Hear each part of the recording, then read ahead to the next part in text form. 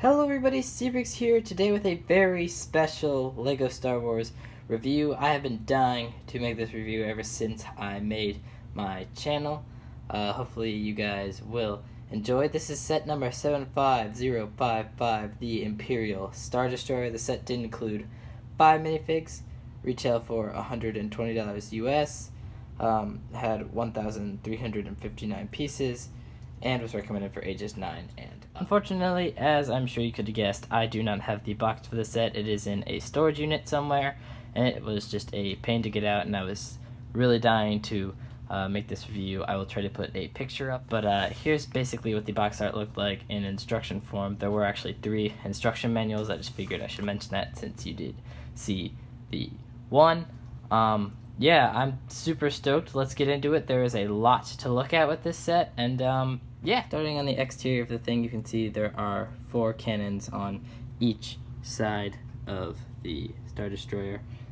If you move the little knob right here back, they will move to the right. If you push it forward, they'll move to the left. You can also, of course, angle these up and down. You could angle them both up, both down, or one up, one down. Don't know why you do that. That doesn't look too great, but yeah, and as I mentioned, there's a whole set of these on each side. There are also 2 stud shooters up here, which you can fire off, but I'm not gonna. I'd totally lose them if I did. I don't have this thing facing a board or anything like usual.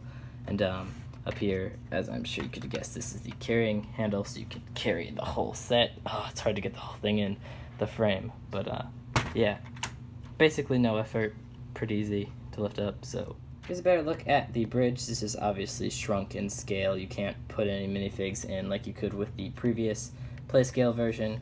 You can see the 2 sort of orb gray pieces resembling the shield generators, and then you can see some stickered piece representing the windows of the bridge that you would see in the movie. And then on the back of the bridge, you can see this sort of arch thing that goes all the way down. You can actually lift this up to reveal some storage space for 2 spring-load shooters. Unfortunately, let me get that out of there. The set does only include 1 spare. But yeah, moving back down further, you can see the engines right here. They use a lot of blue pieces to kind of capture the thrust. I think it looks good. Yeah, I think that's pretty much it for the exterior. Nope, I lied. I wanted to also mention that you can see the line that has been on every sort of playset Star Destroyer does run down this one as well. But I like the way that it all kind of finishes out right here on the tip. I think they brought it all together really nice to give it that sort of flying triangle look that you see in the movie. And there is nothing really on the underside of the ship. So yeah, moving on, let's take a look at the interior. Now, it is kind of a pain to open this thing, and I'm about to attempt it with one hand, so wish me luck. But what you have to do is actually remove this whole entire top section, kind of lift it up until it kind of jerks out, and then you gotta pull it forward. Just set it off to the side somewhere. Make sure you don't lose that. That's pretty important. Then you can flip the panels out and reveal the whole interior of the thing, which I will show you in a second. But yeah, that's pretty much it for the opening process. Moving on. Let's start front to back. So first I'm going to show you the bridge of the thing. You can seat anyone down on these swivel chairs. They can swivel around depending on how you have the figure's arms posed, or if you have a weapon in their hand. Obviously that weapon just fell out, but you can put them on these swivel chairs. There are 2 on each side, and you can also sit them here by these panel pieces. Those are all stickered. They do include quite a few of those in the set, and then it is pretty much the same thing on the other side, except it goes every other one on this side. And then you can actually put sort of a lieutenant or whoever you would like, maybe Vader, on the bridge, make it look like they're walking down, but you can't actually close the thing with them up there. It will knock them off, unfortunately, but if you have the thing open, you can obviously put them there. It does look nice, but as I mentioned, you really can't close it. Taking a look at this side at the back, you can see there's a lot of space to actually put minifigs. You just really can't put them under here, otherwise they might begin to bump their head. There's a little stickered console piece right here for any of your minifigs to use. There's also this rotating clip holder. It's supposed to hold blasters or lightsabers or whatever you'd like. It just rotates around. But yeah, as I mentioned, you can pose a bunch of figures in here. You can fit quite a few. I mean, there really is a lot of space to sort of move and actually get your fingers in and, you know, play, pose figures. Guy's hat was a little off, but yeah, I'm gonna take a look at the other side. Is definitely the more exciting side. You can see there is more stuff over here. There's another stickered console piece right here, and then you can see this main sort of holographic console piece. I'm not sure what the sticker and the markings on it mean. If you want to pause the video and take a look at that, you certainly can. There is a red coffee mug on the other side.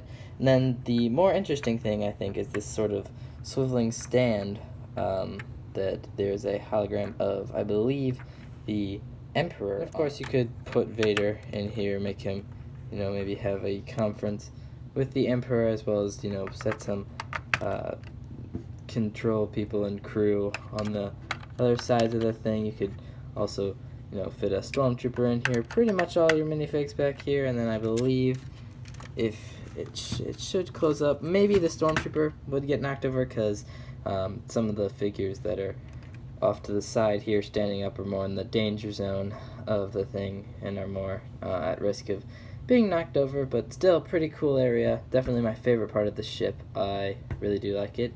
Moving on. I actually messed up. I was incorrect with my minifig count. There are 6. The one that was guilty of being left out was this minifig, the Imperial Navy Trooper. He's a great minifig. He has good printing on his torso, hips, and legs. And he has pretty good printing on the back of his torso, showing off some wrinkles. I love his helmet. It reminds me a lot of Darth helmet from Spaceballs, if you have ever seen that movie. Good movie. He comes with a black Lego pistol, and yeah, he's a good minifig. Sorry I forgot about you, bud. Moving on. This is an Imperial officer, just any random Imperial officer, no specific one. I mean, you can use your imagination with that if you want. He has a very smug looking expression on his face. You can also see he has some sideburns as well. He does have some nice torso printing, and then some nice printing on the back of his torso, showing off his belt and some wrinkles. He has the dark gray Imperial officer hat, which I like, and if you remove that, it just gives you a better look at his face and his raised eyebrows. I love the look of this guy. I think he's cool. Yeah, moving on. This is an Imperial Navy crew member. No arm printing on him, unlike the one in the UCS Star Destroyer. He does have some back torso printing and some front torso printing, as well as some hip printing and leg printing. I love the way that that suit sort of just flows down his body. I think that that's cool. You can see he has the little radio on his, or the headset on his head, on his face print, and then he also has the same hat as the Imperial officer. He comes with a black Lego pistol. His hands are done in the regular black color, and if I pop off his hat, you can just see his eyebrows and maybe some more of his cheekbones. Not much to see. Good figure though, good inclusion. Yeah, moving on. The set includes 2 of these new stormtroopers, which I really like, or they're not really new at the time of the recording of this video, but their design is cool. I really like them. I hope that LEGO just brings back these. I don't like the new Stormtrooper dual molded helmets. I love the printing on their torsos. It's just a lot more detailed, and then of course the biggest main factor I think is the helmet printing, which I think looks nice. I think it looks more realistic. And then of course if you pop off the helmet, you can see an angry clone face, which is a whole another conversation in itself. Last and certainly not least, this is Darth Vader. This is a great Darth Vader in my opinion. As you can tell, he's a little outdated though with his helmet. Of course, I still like that helmet, but his printing is relatively new. You can see he has the printing on the front of his torso and then his hips and legs as it kind of all flows down. He also has the belt and sort of breathing device printed on his torso. He comes with a red lightsaber with a sort of chrome lightsaber hilt. No printing on the back. They do use the crinkly cape though, or the sort of drier styled cape.